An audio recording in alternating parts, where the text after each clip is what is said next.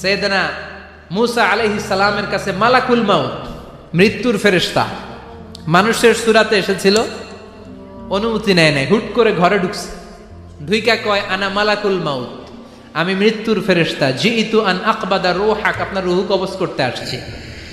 মুসা আলাইহিস সালাম দেখতেছে একজন সলিমুদ্দি, মুসা নবী দেখে কি, আর সলিমুদ্দি কয় কি, আমি মালাকুল মাউত। ভেজাল আছে না নাই? সাইয়েদনা মুসা আলাইহিস সালাম দেখে দিব্যি সাধারণ মানুষ, আর সে বলে আমি তোমার রূহ কবজ করতে এসেছি। মুসা আলাইহিস সালাম রেগে গেলেন, অনেক মেজাজওয়ালা নবী ছিলেন, রাগের চোটে এক থাপ্পড় দিলেন, থাপ্পড় খেয়ে মালাকুল মাউতের এক চোখ নাই। বুখারীর বর্ণনা, ফাসাক্কাহু ফাফাকুআ আইনা, থাপ্পড় মারলেন, চোখ শেষ। মালাকুল মাউত বাঁচার জন্য দিলেন দৌড়, এক দৌড়ে আল্লাহর আদেশে আল্লাহর আরশে চলে গেলেন, যে বলে মাবুদ